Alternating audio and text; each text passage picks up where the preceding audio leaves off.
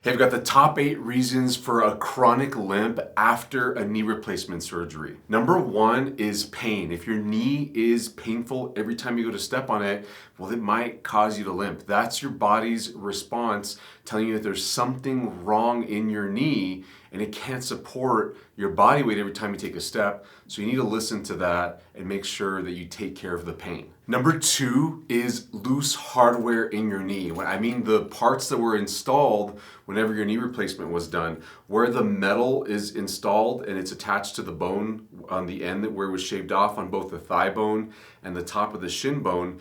If you have issues with it and the hardware starts to loosen, that could cause you to limp, maybe chronically. Sometimes it hurts and sometimes it does not. Another reason for instability is loose ligaments in your knee. Whenever you have the knee replacement done, they often still preserve some of the ligaments in your knee joint, and they're relying on those ligaments in your knee to hold your knee together well. But if you have an issue that causes loosening of the ligaments, that could also cause some instability, which might contribute to a chronic limp. Hey, before we get into the rest of the reasons for limping, let me just take a quick moment to ask you to subscribe. YouTube's telling us that only 11.6% of people watching our videos are actual subscribers. And I don't want you to miss any of the helpful information that we post every week. So that you can catch all the information, make sure you hit the subscribe button and turn on the notification bell so that we pop up on your home feed and we pop up in notifications in case this is especially important for you.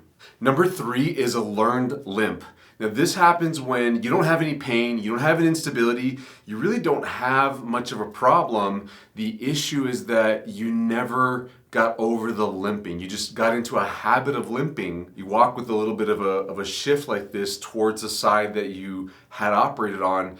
And it's just a matter of realizing that you limp and why you're limping, and maybe even seeing yourself in a mirror. And then you have to consciously think about fixing it, making sure that you don't limp, that you don't let your body tip over every time you take a step.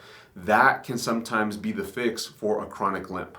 Number 4 is not using a cane or a walker. Using something like a cane can help you to not limp as much. It may be that you don't have enough strength in your leg, and taking some of the weight off with a cane might help you to be straighter, and that can save other joints like your hips, your lower back, your ankles, your feet, your other knee from becoming painful. If the cane isn't enough support, then you might need to be using something like a walker to get even more support so that you're not limping whenever you walk. It's okay to go back to using a walker if you were using a cane previously, because the limping could cause issues in other joints, and it could even affect the knee joint replacement, the hardware that was installed. You don't want to have to redo that surgery. Number 5 is thigh muscle weakness. Here in the leg, you have the thigh muscles, the quads on the front, and then the hamstrings on the back. And you have some other muscles around there, the groin muscles and some muscles on the outer part.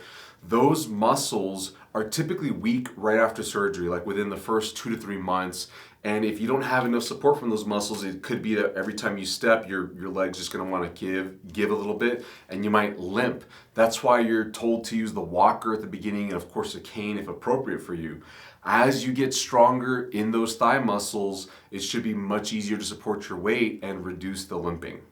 These same thigh muscles tend to get stronger immediately relative to other muscles, which takes me to number 6, glute muscle weakness. I'm talking about the muscles in the back of the hip, the butt muscles.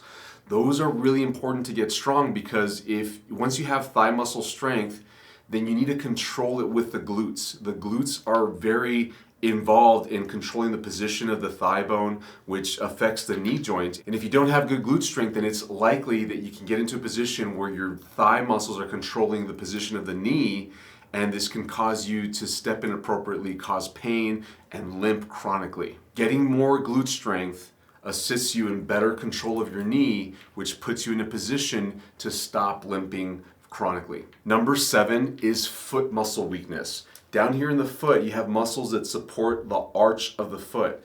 And if you got weak after surgery, or worse yet, if you had weakness even before the surgery in your foot muscles, then it's possible that you're flat-footed, your arch collapses down when you step, and every time you collapse the arch, you can see up here in the knee joint, that knee moves inwards. That little motion right there can also contribute to a chronic limp, which can cause pain in the knee joint as well. And so getting the muscles that support the arch stronger down here in the foot can make a huge difference in improving a chronic limp. And number 8 is muscle imbalances. Now this kind of ties together the weaknesses that I've been talking about already, the glute muscle weakness specifically and the foot muscle weakness. These muscle imbalances can cause excessive pressure and tension to go through the knee joint and other structures around the knee joint, like the tendons, the ligaments, some of the bones as well, the interface between the metal and the bone.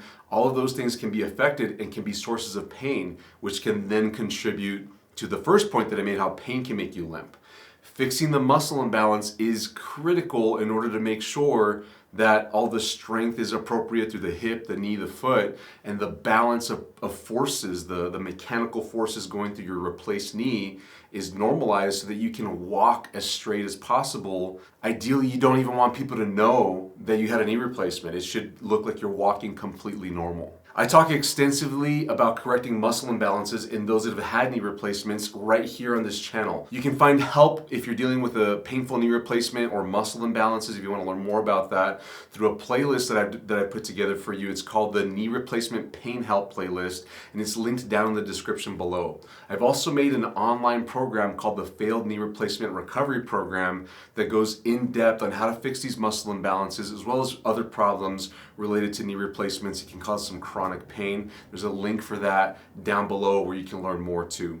Hey, thanks so much for watching this video. If you thought it was helpful for you, please give us a thumbs up. Share this with somebody that you think needs to hear this. Chances are this was shared with you, so return the favor by sharing it with somebody else who's never heard of this concept, because you might be changing their lives. And don't forget to subscribe and turn on our notification bell so that you don't miss out on any of our videos. Thanks so much for watching. I'll see you in the next video. Bye-bye.